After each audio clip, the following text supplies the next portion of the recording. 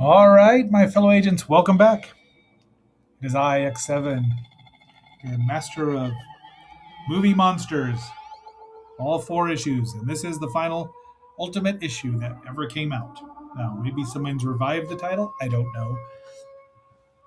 But I am the host of Zenorama, the podcast of heroes and monsters, and this is going to be, as I said, the last review.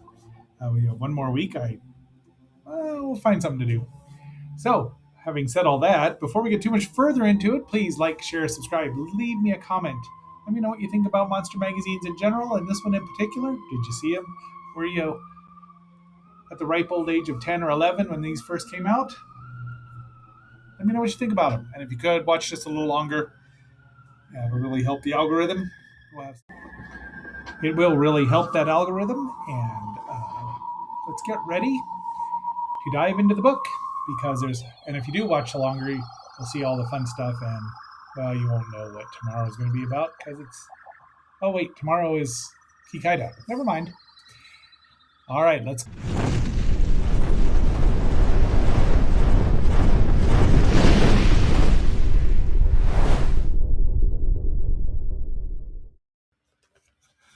Well, I wasn't quite ready yet. It was faster than I thought I would be. So here's my copy of this, once again, from Dennis Drucktennis of Scary Monsters fame. And it's in a good shape. There's a little crease in the back here, but still very readable. Still smells like newsprint. The pictures are in great shape. The pages are in great shape. And here is that Loch Ness monster, which I left in the shape. But you have to turn the magazine, which is an unusual thing to do, I thought. We have seen this coupon before, I think 3 times. So this does have a letters page in it, which is pretty interesting. And as usual with the magazine, I have spiced it up with some color pictures here and there. So there's that. I'll just pop this right back into its protective magazine condom. And I think I'm going to put at least a small backing board in it. Put it back away. And tomorrow or next week, we'll do something different on Wednesday, which will be New Year's Eve. I have an idea. But you'll have to stay tuned to find out what it is.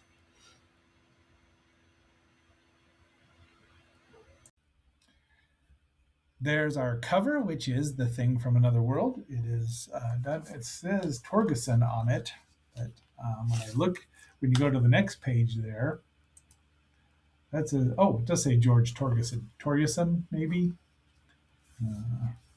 Richard Myers. I wonder if.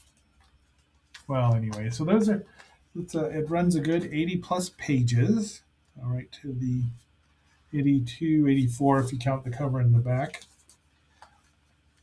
And it's full of it's good. It's a good magazine. I think it could have developed more, although once again we will see that Mr. Robin did indeed use all of his the same picture. Any picture of Ray Harryhausen showed up in his later book From the Land Beyond a year or two later. This is volume 1, number 4, August of 1975, published 9 times a year. It would not be published 9 times a year. It didn't make it past 4 times a year. I just thought this was interesting. Why it's only Harryhausen's greatest creation. Now, I think Golden Voyage was just coming out right at in '74. So I don't know. I like the Ymir quite a bit. I think the name's kind of dumb because it's not a frost giant. But there it is. Great. And it's concise. It's got a lot of nice things about it. It was based on Harryhausen's previous movie that he didn't get made, Ymir, the giant Ymir, but they just kept the name. So good movie, but greatest creation? I don't know. I mean, it's very sympathetic. It's his most Kong-like creation, so Ray'd probably appreciate that. Star Trek models and kits again. All sorts of making of Star Trek. The World of Star Trek. One of these was written by David Gerrold. I've been 2 of these. Log 1.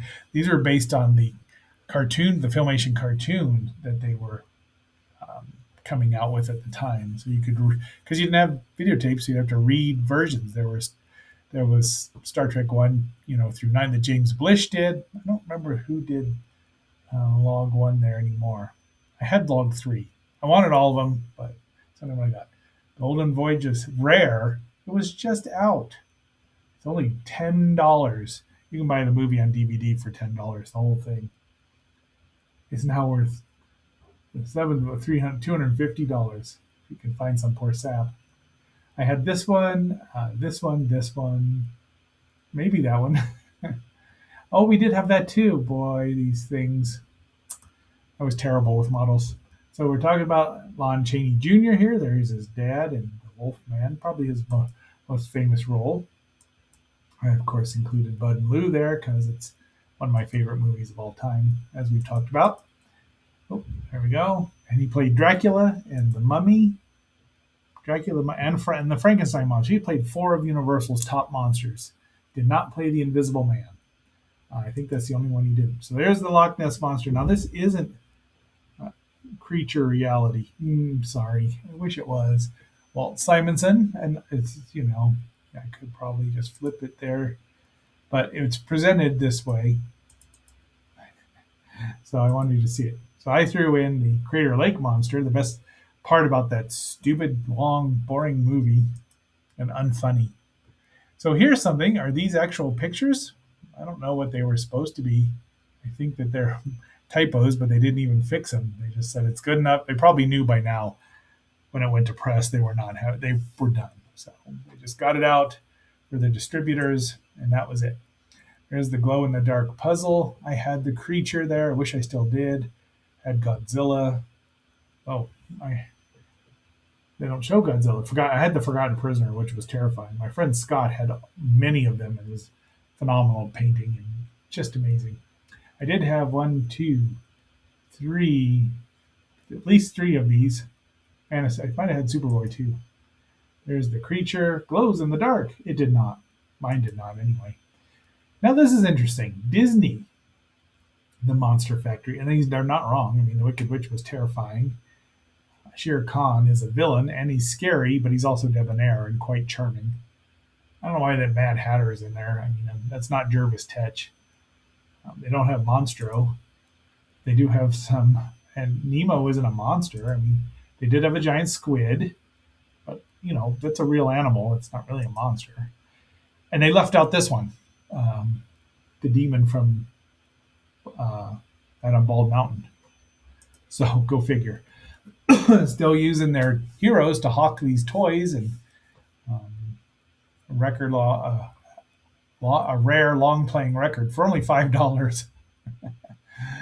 UFO. Okay, that would have been cool. I remember seeing that at 12 inches. Good lord. 3 great Mighty Mouse movies, only $3.50 each for 2 minutes for 3 minutes of a Mighty Mouse cartoon, which was 6 minutes to begin with. There's Tiger Man because I wanted to put him in there. Then they talk about the day the Earth stood still with a cameo appearance of Kaida's tail. I need to watch this movie again. It's been quite a while since I've seen it, and I'd like to watch it again. And I just like the television cameras, and it is a good movie. It's a really good movie. So there is look at that. Klaatu Barada. He's just as bad as the primitive screwheads, isn't he? There's the simple Gort. I mean, he's just phenomenal in the way it's designed. The book is very intriguing, or at least the novella, the short story it's based on. It's pretty interesting too.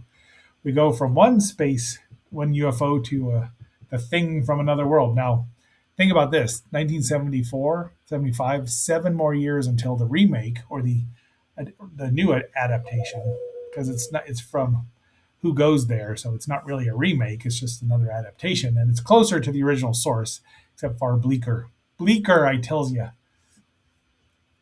I need to watch this too and review it. And this was the one. Boy, this Charles Atlas book was always in there. Little boy, that big bully. Now, it doesn't say if he took vitamin supplements the way the Hulkster did, but, Chuck was healthy.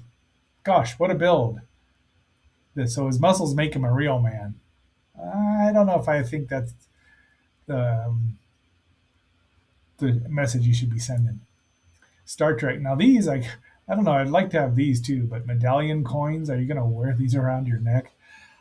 Oh, the nerd would have to be pretty strong. Now you could wear it to a science fiction convention or Star Trek convention, but all these things would be fun. Would have been fun to see, and it seems like I've seen the Marvel ones, but I'm sure these are super rare. Jeweler's bronze. There's the cast, and there's one, two, three left. Left alive now. The rest have left us, and it'll be a sad day when they're all gone. So now they're gonna. So they had 4 issues. 2 issues featured Star Trek, which was still 4 years away from the first motion picture. If you haven't watched the director's cut, watch it. It's way better. So Kaita's still floating about here. So they have, and what's fun here is that they use Spock's brain, a picture from Spock's brain. Widely regarded as the worst episode, which it's not great, but it's great in the way it's not great. And there is Angelique Pettyjohn as Shauna the Triskelion Thrall. That doesn't have anything to do with it. He doesn't look like he's really fighting her embrace. Very nice woman. Very nice one. I met her many years ago. She's also passed away. And I don't remember which Klingon that is. They do with Alien Steve Ifnat. That's well, that's and there you have the pilot, the unaired pilot, or and when they did, they would use costumes and sets over and over. That's why they went to so many Earth-like planets, budgetary reasons, which is kind of cool. So there's another kind of tale and Lost Worlds, and they use this 2 pictures from the Lost World. They allegedly, at least they got the real Lost World up there. Mysterious Island, that's I guess kind of lost. The Land Unknown, sure. And Skull Island was shortly lost at the end of this movie. And there it is. I just like this. This is a really nice picture. We'll review that. We really need to. And we had a dearth of dinosaur movies and stuff for this month, but we will get back to that. So there's their fanzine results, winners. I wonder what they won. Grand prize of a monstrous soundtrack. I wonder if any of them won any of these things or actually got them. Horror. That says horror. No, I'm not going to do it because I've done it too many times already. So I don't want you to be concerned about horror showing up again. I keep it special, right? I did want to include the Godzilla there. So Wizard of Ood the Blob, Keltiki the Immortal Monster, Son of the Blob. Should have green slime on there. Cecil beat them all. Stellar Realm, Missile to the Moon, Red Planet Mars, Fire Maidens of Outer Space, This Island Earth, First Spaceship on Venus, Journey to the Seventh Planet, Conquest of Space. I win. And then we've got news here, Young Frankenstein, Phantom of Paradise. Look for that very soon, probably early next year, or maybe even, yeah. More jigsaw puzzles, answers to movie monsters #2. And then, oh yeah, so look at that. The Land That Time Forgot, and just fun stuff. I like those things.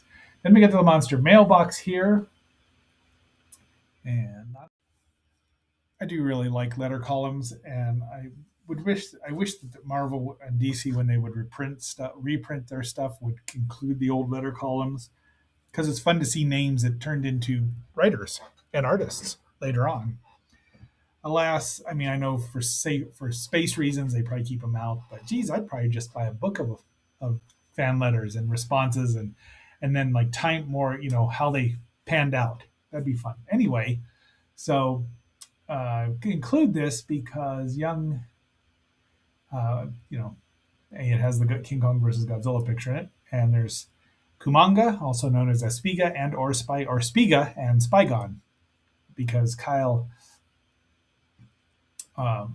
D. Smith here wrote a big old article or big old letter about Kumanga and what he was referred to, and then the fact that they even got a Spiga in there is amazing. But Kamacuras is, the giant mantis.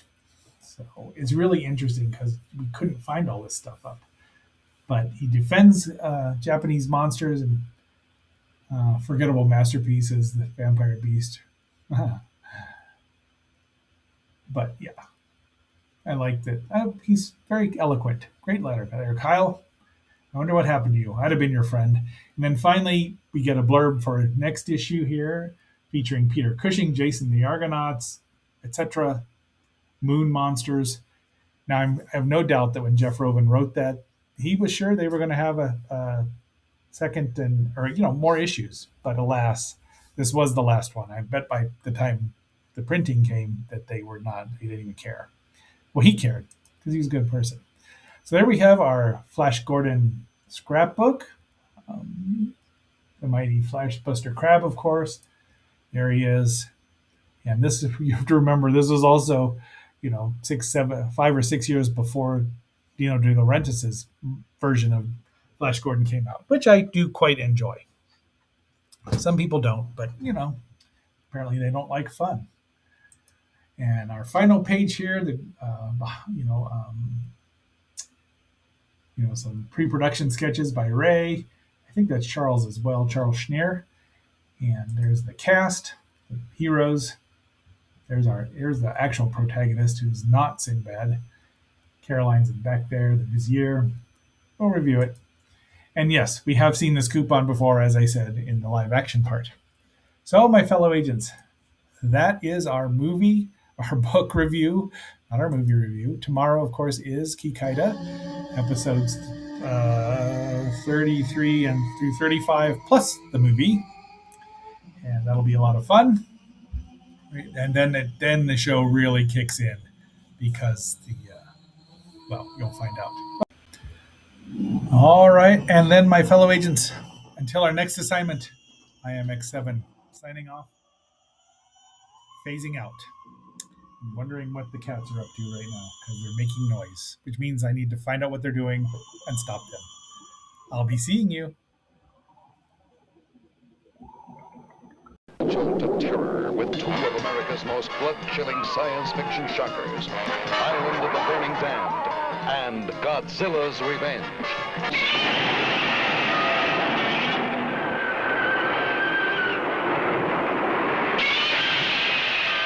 Fighting amongst each other for the conquest of our planet. See the giant spiders spin their web of fear around their enemies.